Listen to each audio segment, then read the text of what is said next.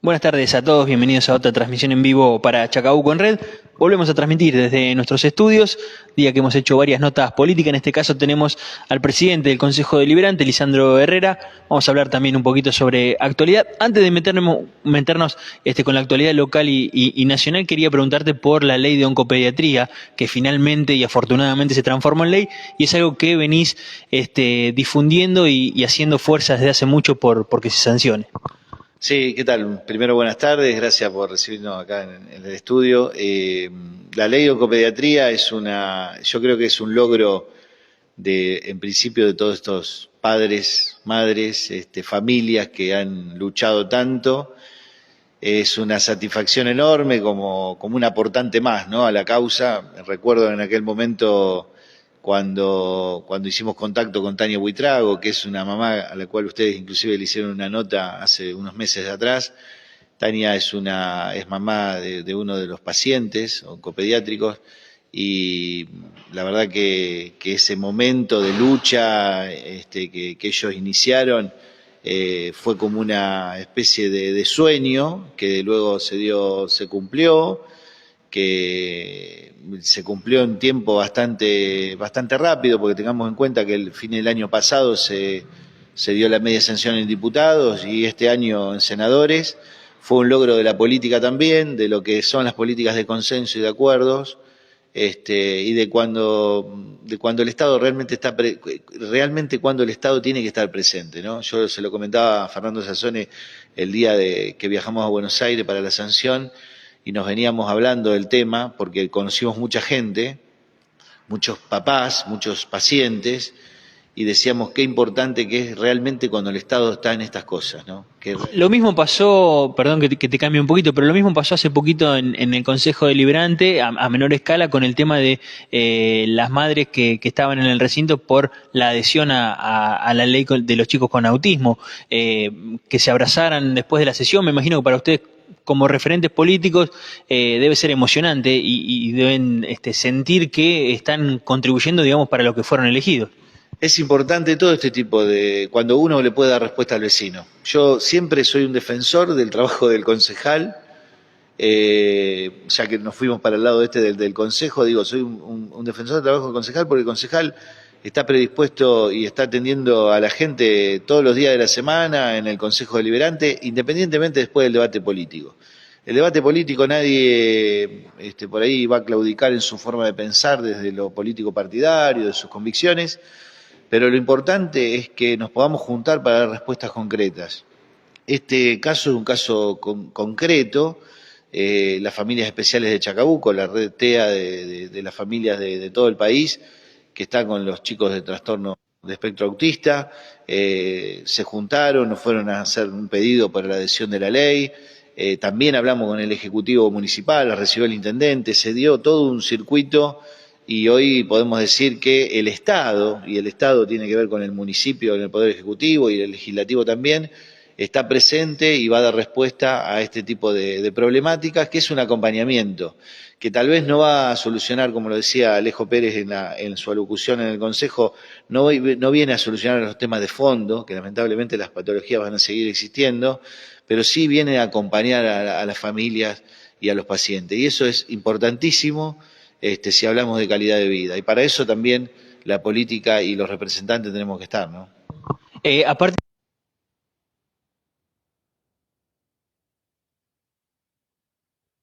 Hola, hola, ahí está, se me había ido un cachito el audio. Digo, debe ser también gratificante saber que desde la oposición también se juntan para poder sacar este tipo de proyectos tan importantes y que no quede todo en el barro, por así decirlo, entre comillas, de la discusión y del debate político, que por ahí son, como vos decías, los que inundan las discusiones dentro del recinto. A veces es muy difícil para el vecino entenderlo, ¿no? Muchas veces te dice el vecino, ¿cómo puede ser que después de discutir tal cosa y viste, son discusiones acaloradas y posiciones bastante contrarias en algún punto, en tiempos de grieta, sobre todo, pueden después juntarse para este tipo de cuestiones? Y sí, porque nosotros entendemos que la política es esto, digamos, además que somos vecinos de la ciudad, además que sabemos creo hasta dónde tiene que existir, la política tiene que existir en todo punto para poder justamente no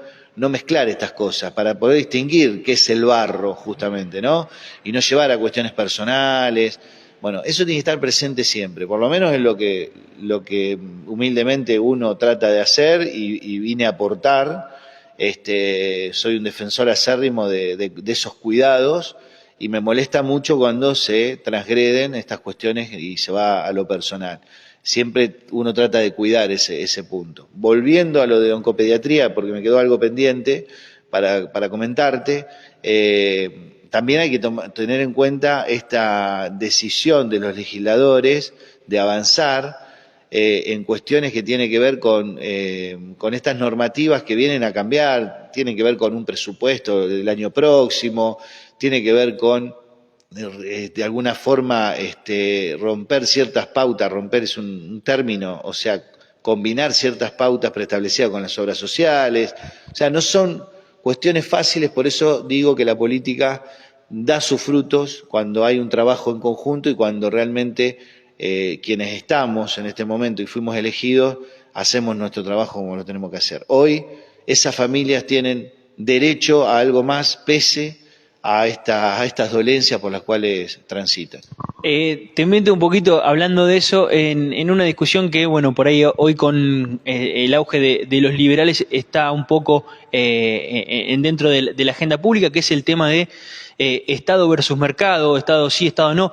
Digo, en este caso de la ley de oncopediatría, si no estuviese el Estado en el medio, las familias y estuvieran en manos de la obra social, aquellos que la pueden tener, habría un montón de cuestiones a las cuales no se podría atender. ¿Cuál es tu posición o dónde te parás en esta discusión Estado-mercado? No puede haber un sí, un no, un blanco-negro sobre ese tema, por lo menos es mi punto de vista. El Estado tiene que cumplir su rol de Estado. Acá hay un tema, creo que hay que discutir de fondo, que tiene que ver con el Estado en su rol real, que tiene que existir y lógico, y el Estado cuando se hace un uso inapropiado de él se convierte en un Estado asistencialista por un circuito que va a determinar su uso político de algunos sectores que lo quieren utilizar o de alguna forma llevar a un terreno donde ese asistencialismo sea funcional a ese poder de turno. Siempre tuve la misma idea y la sostengo. Inclusive cuando estábamos en el gobierno nacional y provincial de nuestro mismo color, que fue el gobierno de Cambiemos, tenías mi diferencia con respecto a esto de el Estado tiene que intervenir. Yo tuve mi punto, si se quiere, más radical, hablando de mi ideología, ¿no? Pero eso obviamente se discute internamente y creo que todos, o la gran mayoría, vamos a coincidir que el Estado no puede no participar o no intervenir en un montón de cuestiones. Acá hay un claro ejemplo, ¿no? Pero hay muchos más todavía. Lo que obviamente no puede estar el Estado es, por ejemplo, veía el conflicto del campo, un ejemplo, ¿no? El Estado puede ser un Estado intervencionista, pero un Estado arbitrario donde a vos te diga dónde tenés que hacer o qué tenés que hacer con tu producción, o que de alguna forma te ponga o te imponga condiciones, cuando en realidad lo que está haciendo es demostrar su incapacidad administrativa en todo caso, y por eso siempre elige al mismo adversario o trata de vincularlo con la desgracia nacional a un sector.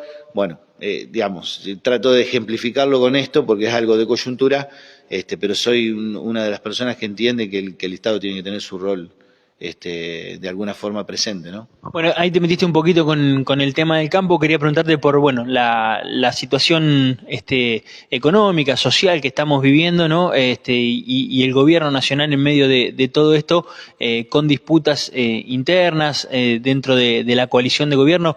Bueno, ¿cómo estás analizando la situación? Siempre entendí que la situación económica o la situación de crisis que estamos viviendo en Argentina tiene que ver con un gran porcentaje de crisis política. Y la verdad que quisiera no creer que es eso, pero todos los días me demuestra lo mismo. Voy a ser reiterativo con lo que todos los representantes de mi sector dicen, pero lo decimos porque lo entendemos y sostenemos que es así. Tenemos una crisis política clara y evidente, no solamente de cómo fue de alguna forma el nacimiento del frente que hoy gobierna, que ya es redundante decirlo, sino de cómo se ha ido desarrollando su tarea administrativa a cargo del Ejecutivo Nacional. Un presidente y una vicepresidenta que no dialogan entre ellos, pero que además hemos sufrido momentos, yo creo que igual nos olvidamos rápido de las cuestiones que pasan, políticas en el país, pero no se puede tener en vilo todo un país. Por ejemplo, cuando fue el cambio del jefe de gabinete Cafiero, que estuvimos más de 24 horas todo el país pendiente de qué iba a pasar, de que si renunciaba un ministro de la Cámpora o si Cristina ponía a otro ministro, o si llamaban a un jefe de gabinete, qué peso político iba a tener. Terminó con medio gabinete afuera y tuvo que reforzar, y después el análisis, que si le da más músculo político o menos músculo político. La verdad que a poco tiempo de haber iniciado el gobierno, entendemos la pandemia, entendemos un montón de cuestiones, porque nos tocó pasar a nosotros a nivel local también, pero nos parece que claramente habla de un desbarajuste, una desinteligencia política que tiene el mismo gobierno. Y a raíz de eso no genera confianza. O sea, la crisis para mí claramente es política, el problema claramente es político, y me animo a decir que el problema claramente es kirchnerismo versus el resto del peronismo federal, lo que ha querido interpretar otra cosa, no el peronismo federal, sino otros peronistas, como de alguna forma encabezados por Alberto Fernández, que no han terminado que claramente demuestran que se han juntado para tratar de derrotar, en este caso al gobierno de Juntos, y no han podido plasmar todavía una propuesta concreta de gobierno, ¿no? Lisandro, hoy hablábamos con el concejal Santiago Carnaghi y él decía que cuando ustedes analizan la situación actual, pareciera que el último gobierno que integraron fue el de Irigoyen, ¿no? Como diciendo que antes del gobierno de Alberto Fernández pasó el gobierno de Mauricio Macri, del que fueron parte, y que parte de la responsabilidad de lo que estamos viviendo hoy parte de ahí. Sí, y con ese criterio volvemos a que parte del gobierno de Mauricio Macri fue los 12 años de kirchnerismo, y cuando vos le decís el kirchnerismo, los 12 años de kirchnerismo, te hablan de la... Yo me acuerdo que cuando asumo en el Consejo Deliberante me seguían hablando de la Rúa y el helicóptero. Y si te vas más lejos, nosotros le vamos a hablar el menemismo, y después de la hiperinflación de Alfonsín, y vamos a terminar en la dictadura, y así vamos a trazar todo nuestro pensamiento. Creo que volvemos a no tener la autocrítica, cada uno desde su lugar, la autocrítica necesaria. Si el kirchnerismo que hoy gobierna no hace la autocrítica de que tiene un grave problema interno, político, que no genera la confianza suficiente para que la Argentina esté mejor y el mercado esté mejor, que vive cambiando sus funcionarios de acuerdo a lo que Cristina dice en alguna conferencia o en alguna presentación, y eso no se dan cuenta y no lo dejamos sobre la mesa, en vano es seguir hablando, dialogando, porque vamos a discutir la historia, justamente vamos a llegar hasta Irigoyen, probablemente. Así que no es ese el caso. Nuestro rol hoy es, de alguna forma, poner el punto en la I justamente de lo que estamos viendo, y eso es lo que estamos advirtiendo. Yo daba el ejemplo del campo hace unos minutos, ¿no? En la entrevista. Si tenemos un presidente que sale a hablar directamente a tener un adversario, a fabricar un adversario que sabe que es una especie de adversario para la tribuna, porque ya es un clásico el kirchnerismo contra el campo, que siempre parece ser el padre del problema, ¿no?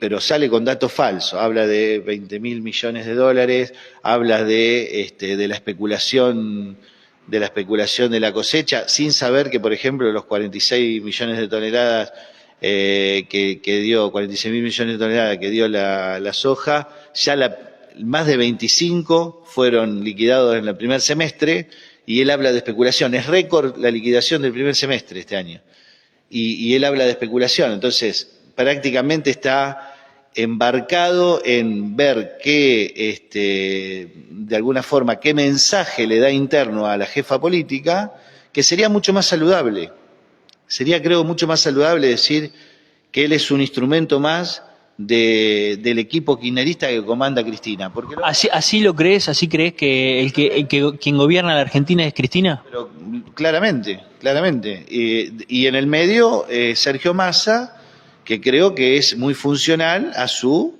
eterno juego, digamos, ¿no? Que a juzgar por sus resultados políticos, Mal no le fue, diría. mal no le fue ahora, le está haciendo mal al país, digamos, tener los Sergio Massa, de alguna forma le siguen haciendo mal al país, porque no, yo cuando hoy escuchaba, en algún momento, no sé si hoy o ayer, algún analista político que hablaba de tener a Sergio Massa como, sí, porque Batakis parece ser muy técnica, entonces Sergio Massa sería más político y es el análisis. Digo, ¿en qué estamos? O sea, digamos, todas estas cosas que se exteriorizan cuando en realidad debería ser parte de una mesa del gobierno, inclusive si quiere integrar con la oposición sería una buena oportunidad para integrarse con la oposición y ver el pensamiento en conjunto, pero podría estar muy bien armonizado desde lo interno, con la experiencia que estos dirigentes tienen. Sin embargo, exteriorizan el tema y lo ponen, se plebiscitan, se van a candidatear para ver qué pasa, si a Massa le va bien como jefe de gabinete, probablemente sea el candidato de Cristina.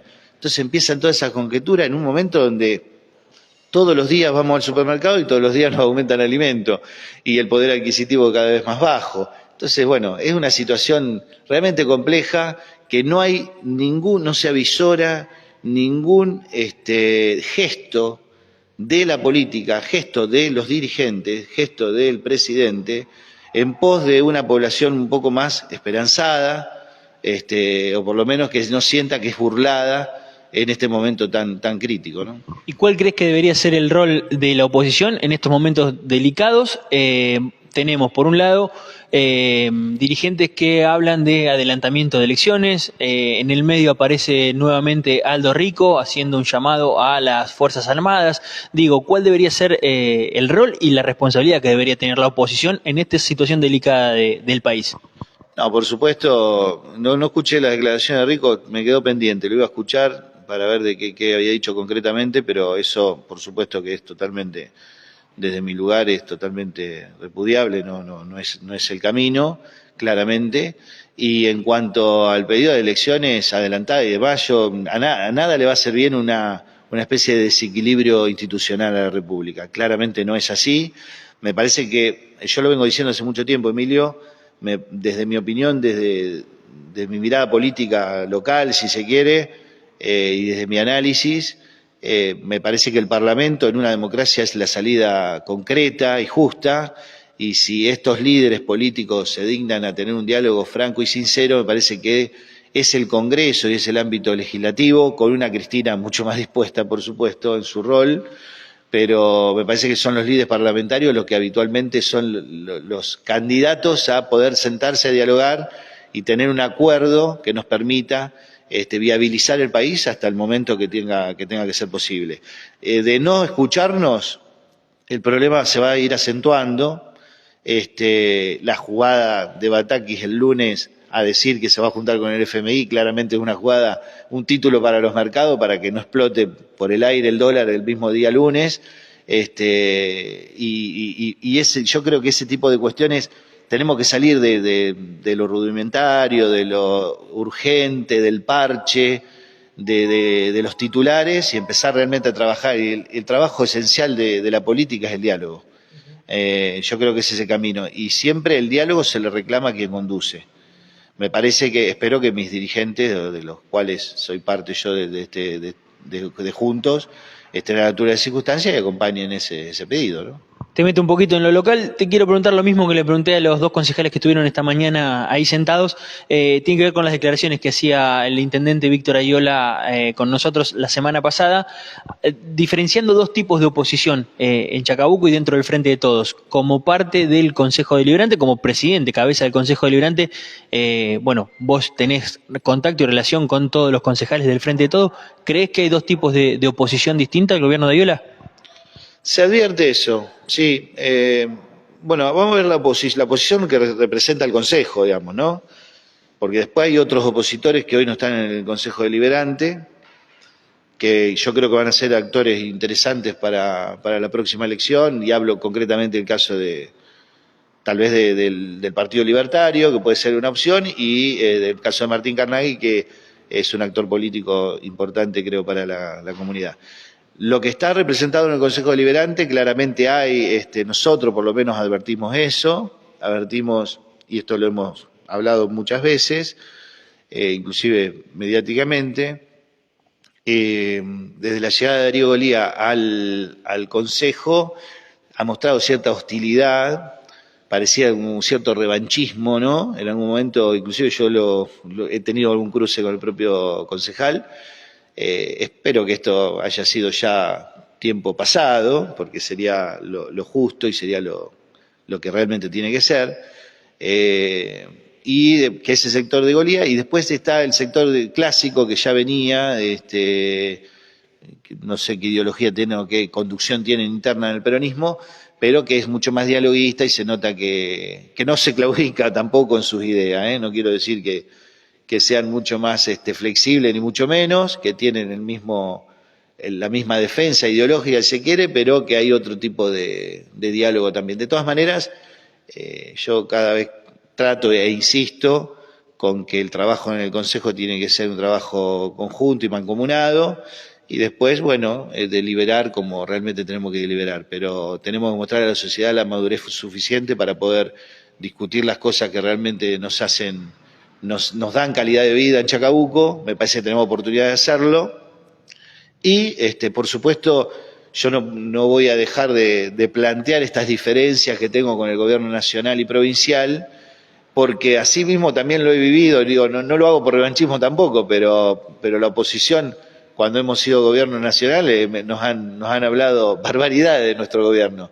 Entonces, no lo hago por ese motivo, sino que lo hago porque me indica mis propias convicciones, que tengo que marcarle a esta oposición local que ha ido a pedirle el voto al ciudadano de Chacabuco, para Alberto y para Cristina, bueno, que hoy se hagan cargo de la situación económica que estamos pasando, porque Chacabuco no es una isla de lo que pasa en el país, pero la situación financiera de Chacabuco afortunadamente es mucho mejor. Tenemos un municipio ordenado en números, tenemos un municipio que hoy tenemos a los proveedores, no tenemos larga lista de espera, que no tenemos que andar golpeando las puertas de un ministerio para que tener un ATN o un ATP, para poder pagar sueldos aguinaldos. Eso es un esfuerzo municipal. Esa es la crítica que en su momento los concejales de la oposición hicieron al gobierno de Víctor Ayola, al propio intendente, por la emergencia económica. Esa es la crítica que hicieron por todo, y bueno, hoy lo que nosotros podemos mostrar es un municipio que se puede sostener pese al desastre que estamos viviendo a nivel nacional y provincial. Entonces, la verdad que queremos también que la oposición reconozca este tipo de cuestiones. ¿No lo reconoce? Bueno, bárbaro, no hay ningún problema. Nosotros seguiremos gobernando Chacabuco, dándole prioridad a las cosas que les tenemos que dar prioridad, como lo hemos hecho, y ahora en este despertar después de la pandemia, poder cumplir con cuestiones que estaban planificadas antes de la pandemia y que por este tipo de cuestiones no pudimos hacer. Así que un poco ese es el planteo que hacemos desde el Consejo, ¿no? Lisandro, gracias por estos minutos. Muchísimas gracias a ustedes.